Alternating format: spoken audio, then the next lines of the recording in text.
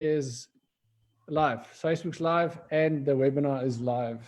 Okay. Welcome, guys. So we we only got about 6 people on, so people are still coming in, hopefully. But we will continue nonetheless, I think.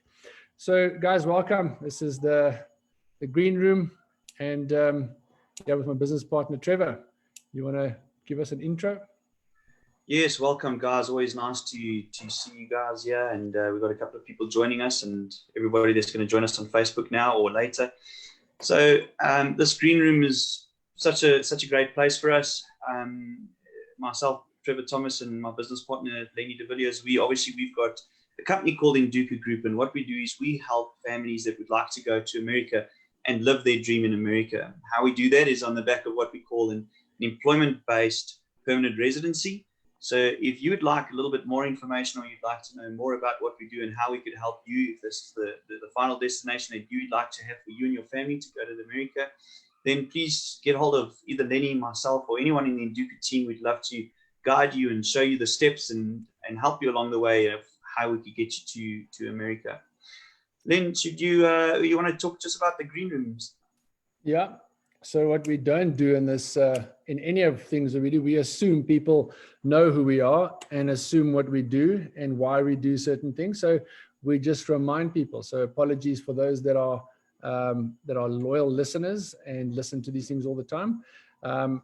We have created the green room, and this is a space where it's for people that are immigrating. So it's not just for our program where you're immigrating to America, either to Houston or North Dakota on one of our projects, but if you're either immigrating to America, Australia, New Zealand, Panama, I think people are going to Uruguay at the moment, and Georgia. Good luck for them.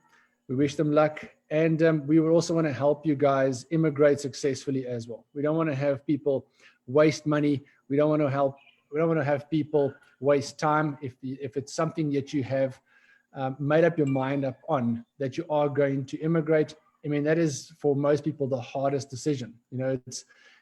People go through various trials and various things in a country, but your reasons for immigrating might be different from another person's reasons. But we hope that we can get you to wherever your destination is successfully. So most of the topics that we do cover in immigration is for normal people immigrating. We do have topics that are just related to our program and our applicants, and we do reveal that beforehand, so you don't have to always log in. But if you are interested in our program, like Trevor said, please get hold of us. Our program is really, really good.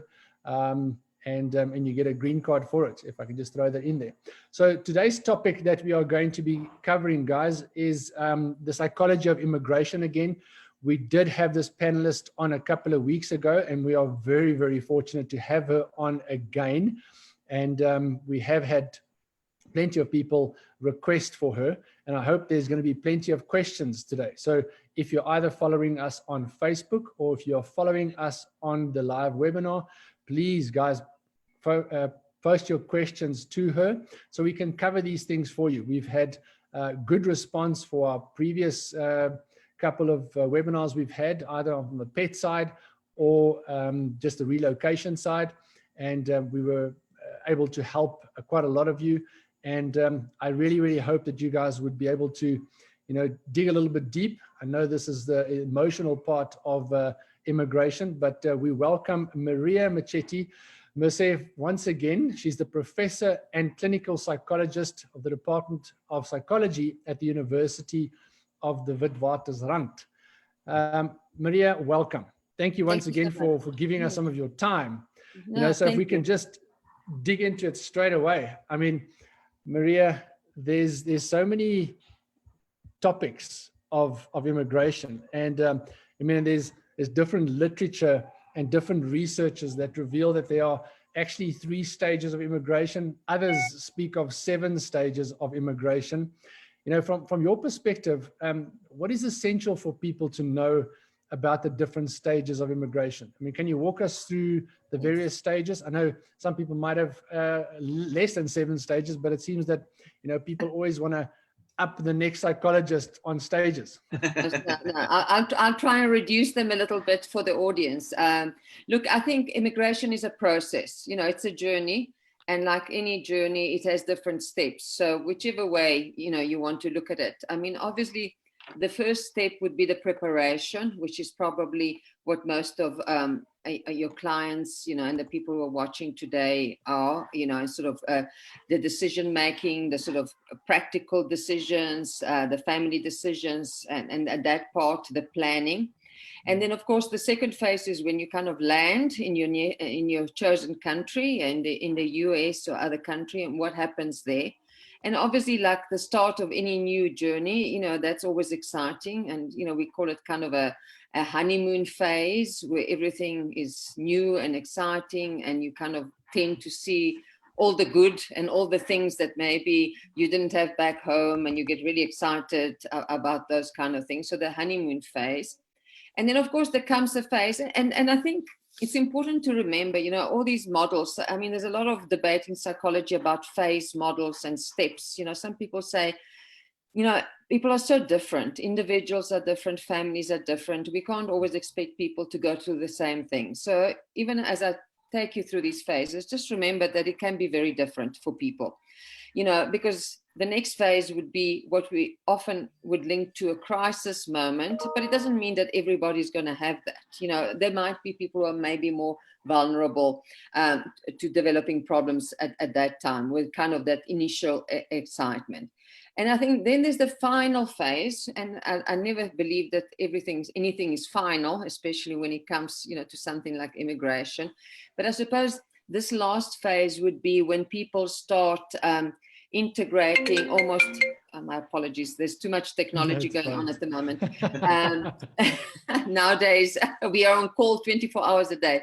So the last phase is when people are starting to integrate, you know, like the kind of, I suppose, old identity. And I think that's something also important that maybe we can chat a bit about, because I think people often wonder, you know, what's going to be left of my South African identity, or, you know, do I leave it behind? What's the best way to kind of integrate into a new country? But I think the last phase is we kind of integrate your history, your roots to the new society, and kind of, and I believe probably the best outcome when you can retain, you know, your history, your identity, your cultural identity, but also embrace, you know, your new society. I think that is important, and maybe we can also talk a little bit about that. So it's a journey, it's a process. Not everybody will necessarily go through the same steps, you know, and one shouldn't be worried and think, oh my goodness, when is the crisis moment coming? Because maybe you'll be lucky and it won't come. Or maybe your honeymoon phase will last a very long time or a very short time. So I think it depends on people, it depends on circumstances. But I think it's important maybe to just realize that we will go through different steps as we prepare for this journey, and as we embark in this journey. So, Maria, now a lot of people, when you talk about immigration, they seem to say that people do go through this period of anger and irritation, and you know, like you say now, people might have that at different stages of their walk in terms of this journey. What would you say is the cause of this anger or this irritation? Is that the changes in one's life? I mean, what is the... Okay. So it's interesting, if you're using the word anger, irritation, then I know that when you're talking about that 7 steps, you're talking more like about a model of grief, which is Kubler-Ross, who wrote a lot about death and grief. And I think that links probably with immigration in the fact that many sort of psychologists and people who have researched immigration see it as a kind of a loss. You know, some people will focus a lot on the fact that migration is a process of loss, because you have to leave your life, your old life behind. You have to leave people that are significant and meaningful to you. You have to leave behind everything that is familiar. You know, so they kind of link it to kind of a process of loss. Of course, there is also one side to look at immigration, and that's kind of, I suppose, the more negative side. Of course, you can also look at it as an opportunity, which presents you with new challenges, which new ways of looking at your life. But I think there's always an element, if nothing else, of leaving behind something about your history and where you come from, and the people, you know, that were important to you. So I think often when people experience that, it's because probably they're saying goodbye. It's kind of, leaving behind something of themselves and their lives. As I said, doesn't mean that that's the end of it and one will be sad and lonely and angry forever, because of course on the other side there are opportunities. But I also think it's important to recognize, in the sort of midst of all the excitement and all the practical arrangements that one has to go through, as you prepare for this, that you must also allow yourself maybe the opportunity to grieve, because something will end for you. And as any kind of loss and grieving process, it's important to acknowledge it so that you can then move forward. Okay. Yeah. I think that's a great tool, acknowledging it and then accepting that is one of the steps, So I think that's a very good tool for us as well to put into our toolbox, Len. Yes. Yeah, no, exactly. I mean, it's what I was going to try and get to, is that, it's a very important aspect of these things, is when you start struggling at certain of these phases, it is to identify it and actually not ignore it. So there's a lot of people, I mean, being men, I think that there's a couple of things that we are probably more inclined of actually ignoring the psychological parts or of other people than actually confronting it, identifying it, and actually dealing with it. Because if we do that type of thing, we are also just asking. And it's also not just from our perspective, like men normally try and do those things. We actually harm ourselves also by not dealing with it. And we're obviously hurting other people a lot more. And I think the other issue is that because one is so busy, with the practical arrangements, as you guys will know, because you kind of organize it, so you know how much is required from people, just in terms of moving from one life to another life.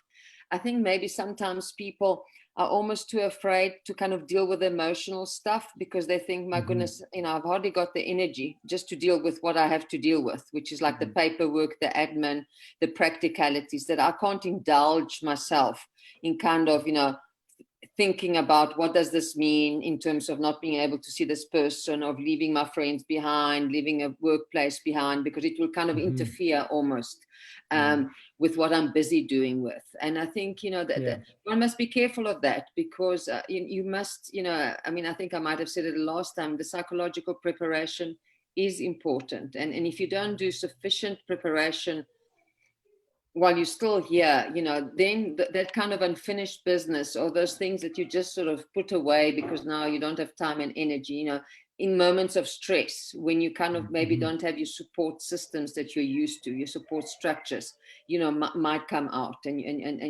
they don't just go away, unfortunately. So one must make some time, for the kind of psychological, kind of recognition of what is happening in one's life, that it's not just about the logistics, that there's a whole lot of psychological, factors that are playing out as you prepare to leave from one country to another. Yeah. So, Maria, obviously, everybody that's part of this program, or should we say 96% of the people that are part of this program, are people that have got families.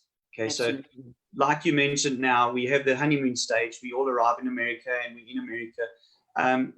Help us a little bit, if we've got kids, what are the things that we need to be looking out for in our kids when we're there, and we think it's, it's all still new, like you say, it's all fresh, it's exciting. And like Lenny said, for men, it's almost like a thing we factual. So we go, this is just a new adventure, and we on the adventure.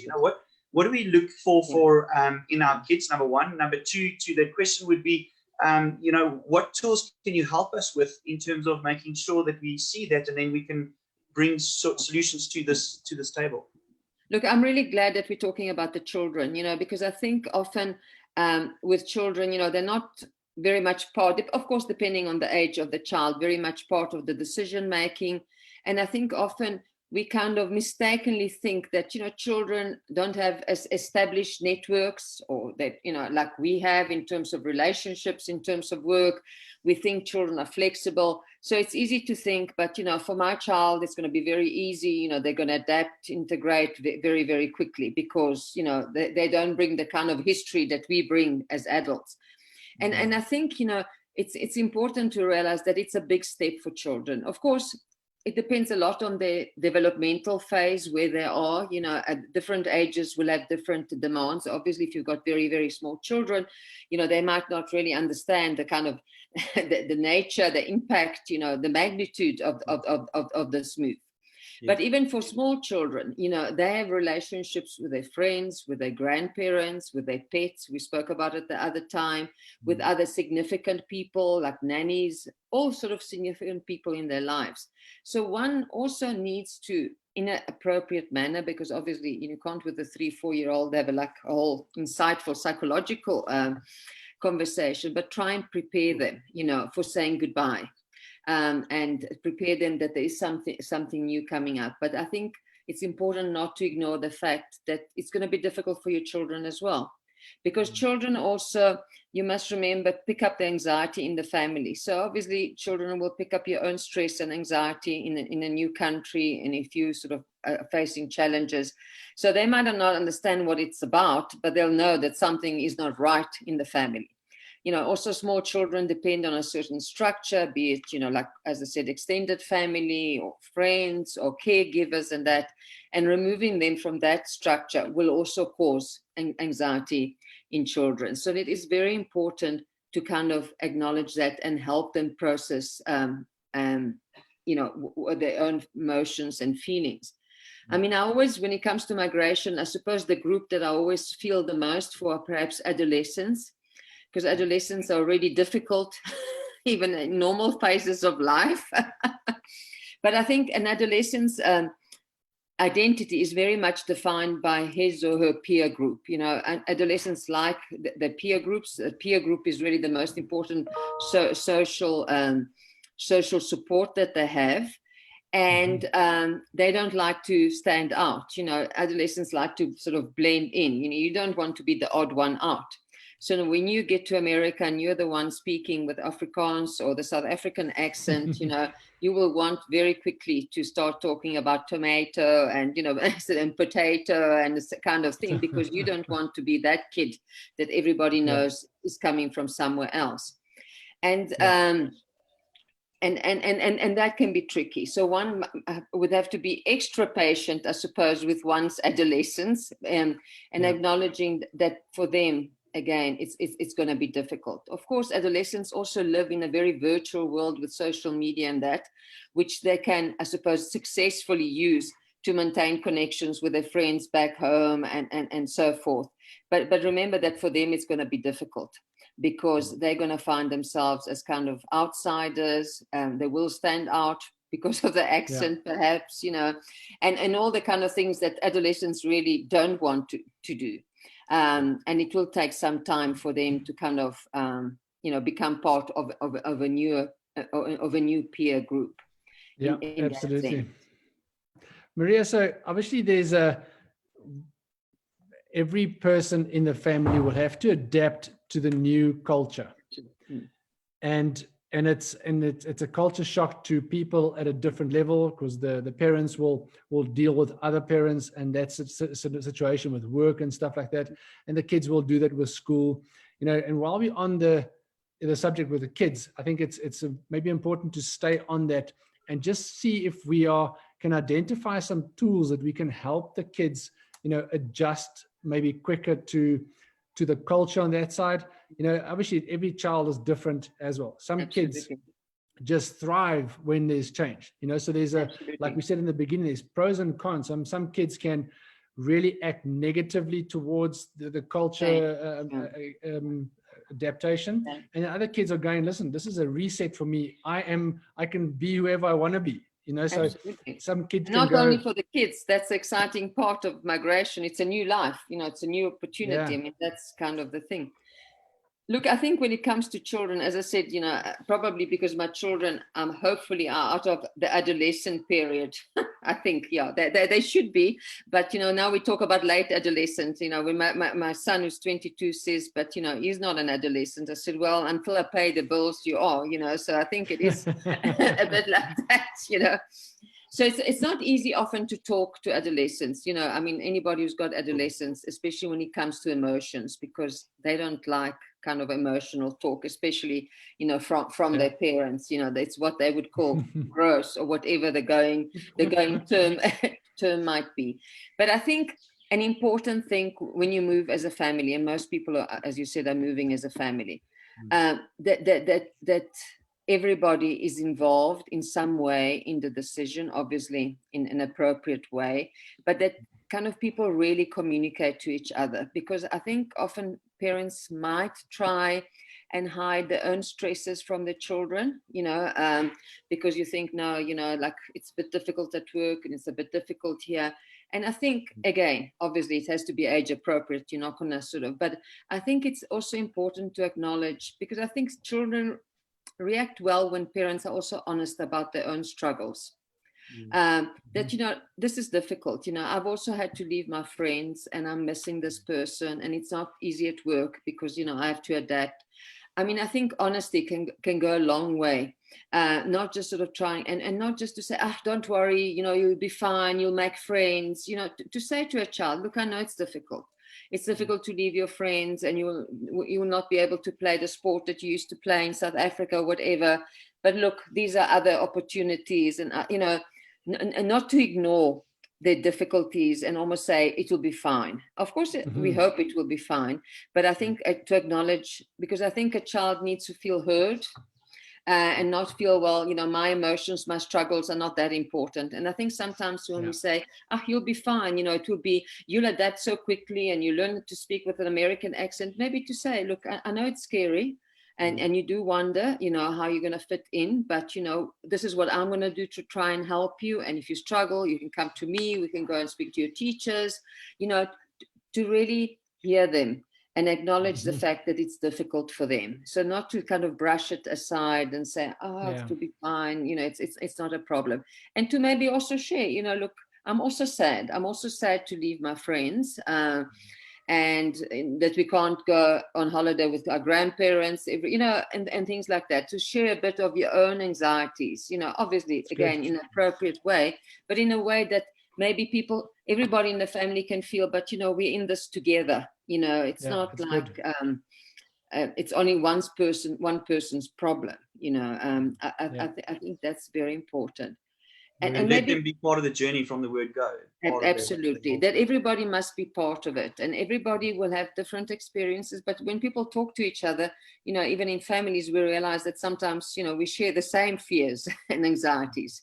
But often we don't do it, you know. And especially as parents, we might want either to protect our children or to feel, you know, it's better if I look very strong and everything is fine, you know, I'm the cheerleader in this process. And of course, you know, you want to keep everybody motivated, but I think it's also important to help people kind of express their own anxieties and their own fears, because there's also an element of fear about the unknown. So, Maria, I've got a silly one for you. Lenny and I were talking about it earlier. You know, is it also, if some people haven't been to America, for example, and you sort of say to your child, you know what, it's very much like High School Musical, you know, not quite. It depends which movies you've been watching. No, sure, but you know, to try and get people on, you know. So, for example, I know that there's not many New Zealand films. I mean, there's a lot of American films. There's a lot of American sort of things. But I mean, to try and get people to get, is there a little bit of merit in that? I mean, is that just, like I said to you, it might be a silly question. No, it's actually a lovely question. And, you know, I've been to the States many times. And the one thing that always strikes me is that even like the first time, like I went to New York or San Francisco and that there was a familiarity about it. And the familiarity was that we've seen so much American television. So it's new. It's definitely new because, like, I'd never been to New York when I first went and that, but it's not totally unfamiliar because, you know, I've seen so many movies, you know. So when I went running, yes, you know, you've seen Friends, Sex and the City, you've seen all these things, you know. So when you see this, there it is, there's Central Park. So it's new, but not unfamiliar. So I think it is not a bad idea, you know, to watch movies, to do some research before, you know, and especially if you've Yeah. got children, that could be a nice project, you know, because of course online you can get so much material, and you know, depending on the kind of the age, especially if you've got younger children, do a little project on the States, you know, see what it looks like, pictures, videos, YouTubes, movies, or whatever, because I think it's just, as I said, it just takes away maybe a bit of the edge. And it's a very good question. I mean, I've never thought about it that way, but that was always my sense, especially going to the States, because of kind of, I suppose, the amount and magnitude of movies and series from the States and news channels that we see every day, you know. That always struck me as something. It's new, but I recognize it in some way, you know. Yeah, that's why we feel sorry for the people that go to, you know, Georgia and those areas. There's not much there. No. So Maria, I mean, the one thing I wanted to just came to mind now. So we've got another a panelist that comes on every now and then, Diane Stewart from Pathway USA, and she highlighted something that what she tells her clients often. You know, says when you are going to arrive in America, your first 6 months is going to be hard. There's going to be, your honeymoon period will probably be shorter than you probably think.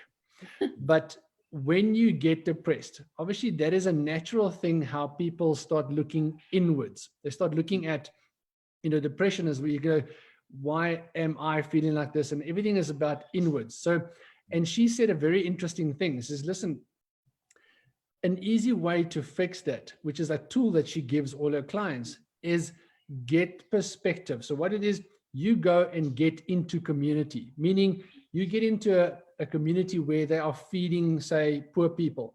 Get into a feeding scheme and get into a perspective where you're outside focused more than you're inside focused. I mean, that's obviously a good tool, because often, as you say, with depression, we sort of go very inward, you know, and very typical of depression is people withdraw from like social relationships, you know, support systems, you know, and it's kind of almost like all this negative, you know, sense towards you. And I think it's a good advice, probably for two reasons. First of all, I think that sense of, well, if I have to go and do something, it forces me to get out of bed in the morning, or not to sit at home and feeling sorry for myself.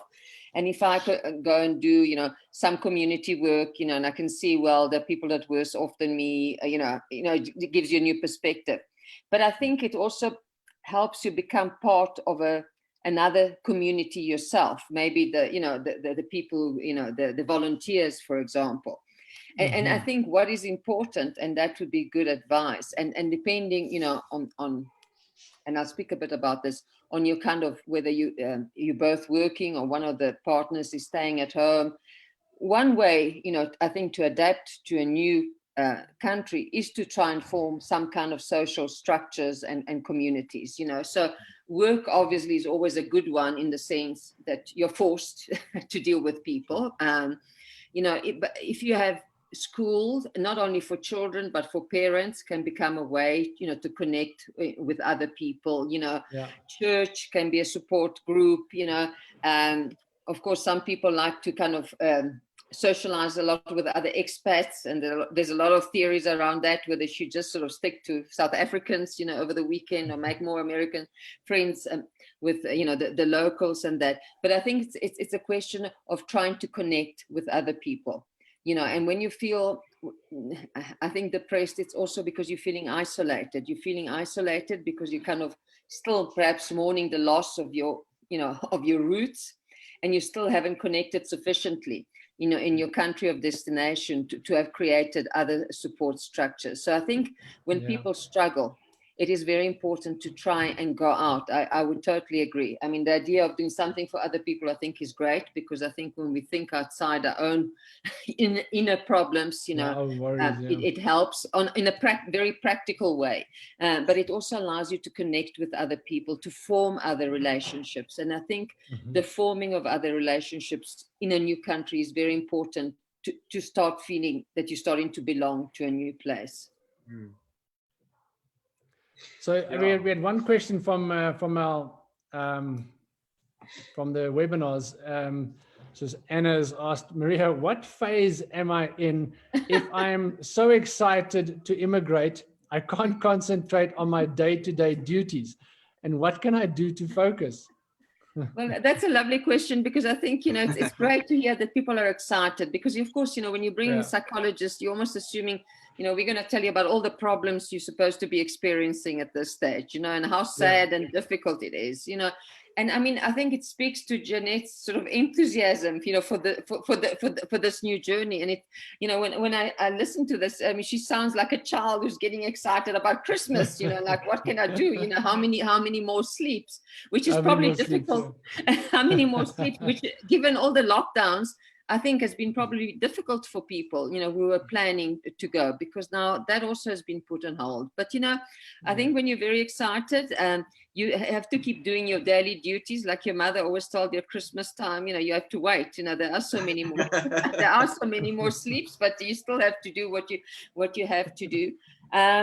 And maybe, it's very difficult because, of course, we live in such a strange time. The kind of advice I would tell people, like, go and see your friends, spend time, with the people who are important in your life, before you go. Now seems it's, not very practical advice. So maybe get used to using, Zoom and FaceTime and all these other gadgets. But I think it's great.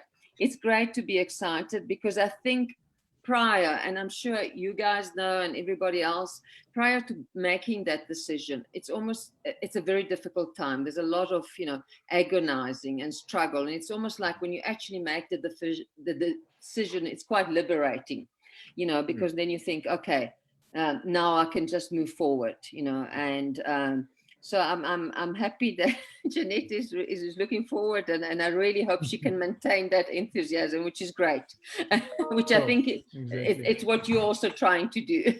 Yeah, absolutely. I think that what's very relevant, it's Lenny and I have often said this to people. People will talk to us about the possibility of joining the program, and then they ask certain questions, and then the simple answer really becomes this: that once you've made that decision and you've taken that step, it's almost as if everything else sort of falls into place. Do you know what I'm saying? It's like there's a shift. There's a shift of going, okay, well, we're doing this. So I think the difficult part is getting to that point of going, I want to immigrate, and I'm going to go to wherever I'm going, whoever's on this webinar with us. Yeah. But once you've made that decision that this is what I'm doing, everything else sort of falls into place. And then it's a very exciting phase. I mean, I think that I haven't had anyone come to me that's part of the program yet. Then I don't know if from your side that has said, listen, I'm anxious about it. Everyone has been super excited about the thing that they're wanting to do. But that's once that decision has been made. Yeah. And we know in psychology that uncertainty, which is probably what's striking a lot of people now generally, and not having come to a decision, albeit a difficult decision, always creates a lot of anxiety. And it's quite true what you say. The moment, even if it's a difficult situation in terms of uncertainty, or you make the decision, then you kind of are much freer, because now, like all that agonizing and thinking, what are the pros, what are the cons, can I do it, where do I want to go, what will we do about this and that kind of falls into place. And I think another good thing that your kind of program does for people is that it creates, again, a little community. I mean, I can see you're already a community, and just that kind of support. I mean, I think it's great, because people then don't feel they're on their own. First of all, obviously they've got you guys to give the practical advice and help with kind of the logistics. But I think it's just nice to feel you're part of a group of people who are going on a similar journey, and that I suppose is quite supportive to people. Yeah, and that's part of our process and how we. It's not just people that want to just come onto the program. It's part of an interview process that the people will have to understand that when you go through the interview process, we are assessing where you are, because where we find people currently in the program, we get to learn from them as well. And we see that how the emotional roller coaster of a 12 to 18 month process has on people. Because all of a sudden, some people can go, yo, the COVID thing happened. That probably means my immigration's over. And then instead of not jumping to conclusions, people are always going to go back to, oh, no, maybe I must pull out of this program. And this is why we journey with people so closely, especially from the beginning and the interview process. We can assess although everybody is on a different place of reason for immigrating, Sure. we need to assess that these people are actually ready to immigrate, that they're not just on a whim decided, oh yeah, I think this is a good idea because your program is good. We're going, hold on, we want to walk this journey with you. We're not going to allow you to come onto the program. If our belief is that, listen, this program is good, but you are going to be too up and down. We're going to say to you, try and sort out one or two things here. The understanding should be this, because at the end of the day, we have people that are going to be fulfilling positions in America. Sure. And if they don't understand what is required of them, and once they get that side, these folks might decide, listen, but this was never explained to me this way, and it adds extra pressure on their relocation and stuff. So, this is all an emotional roller coaster for everybody, but it starts with our interview process. We say, guys, where are you at? Why do you want to immigrate? And then once we assess that, listen, these people are immigrating for the right reasons, do we go, hold on, we can walk this journey with you, and we're prepared to walk this journey with you. And that's why we do what we do currently. Yeah, absolutely. And Maria, so I'm going to, in my last question that I'd like to pose to you, we've got a number of people that are doing this, and they'll turn around to us and they'll say, you know what, I love South Africa. I love everything about South Africa, the weather, the wildlife, the food. There's a lot of great things about South Africa. Let's not misunderstand that. And then they'll say to us that, the main reason I'm doing this is for my kids. Sure. And I know that's, I think that's the motivating factor for many of us. I think what I want to say to you or ask you is, what tool could you guide us with or help us with to recognize and to understand that, listen, we also need to be mindful that we are part of that decision, and we're making the decision, and we can't then sort of, do you know what I'm saying? I think a lot of times people will make these decisions because it's for the kids, and then they might go across, and then this immigration process is not a successful process because it was all for the kids, and they're still looking behind their shoulders, looking back at South Africa. Look, I mean, I think the number of answers there. First of all, I think it's okay to love South Africa and immigrate. It's not that the two are mutually exclusive, and as I said, I think also the research shows us that maintaining your own cultural identity and roots is also important. It's not a question the moment you land in the US, that's it, and it's okay to miss home, and it's okay to believe that South Africa is a great country and all the things, that are important to you. So I think that's the first thing. You don't have to give up who you are. I think when it comes to immigrating for your children, and that's a thing that many adults, many people that I've interviewed, when you ask them, why are you doing it? I want to give my children better opportunities. And when you speak, for example, to the grandparents, they would say, I'm very sad my children are leaving, but as a parent, I believe this is the best. I mean, I think that's just the way parents work. Obviously we want the best for our children. But I think it's also important when making this decision that we also do this for ourselves, because I think if you go and you really don't want to go, but you think, okay, I have to go because, I don't believe in the educational system. And, if I stay, my children won't get a good education. Therefore, I'll sacrifice myself. Of course, we all make sacrifices for our children, but I think it's also important that we are committed to them immigration for our own reasons, be it professional, lifestyle, whatever you want to, because I think, then it becomes very stressful for people. If you go and actually think, I really don't want to go, I'm just doing it for them, I mean, we're also human at some stage, we are going to kind of be resentful in that, and also remember that, our kids will do their own thing, you might all go to America and they decide they want to go and live in Canada, and then you think, my goodness, we did all this for them, or they come back to South Africa, and sometimes it happens, so I think one must also be realistic about children. Of course, you give them the best opportunity that you believe you can do them, but also realize that in the long term, they will also make their own decision. And, the best you can do for them is to support them in what also they want to do at some stage. But be careful just to immigrate for the sake of the children. Be sure that this is something that you also feel will be good for you, for your marriage, for your partnership, for your family. Good. And not forgetting your roots, but looking forward. Yes, absolutely. And I think, the psychological or the migration research shows that the people who kind of are most successful, at sort of movement are the people who can kind of almost maintain a dual identity. Sure. It's richer. We don't have to give something up. We can become something more. That's nice. That's good. Yeah, that's you've left us with something very, very cool there. So we'll use that again, definitely. Yeah, no, I it just came up. I thought it was quite cool myself. Okay, before you patent it, we're going to patent it quickly. And, okay, all right. But like good academics, you'll just have to quote me, then you'll be fine. Okay, we'll do that. No, for sure. Maria, thank you so much. It's been amazing. It's been really, really good. As I said, thank you. We'll have you on again if you have the time. And absolutely, it's such fun. As I said, I've done this research, obviously from an academic perspective, but it feels great to be able to talk to people who are actually going through the process and hopefully provide some insights. So thanks for the opportunity. Wonderful. Thank you so much, Maria. Lovely to have had you today.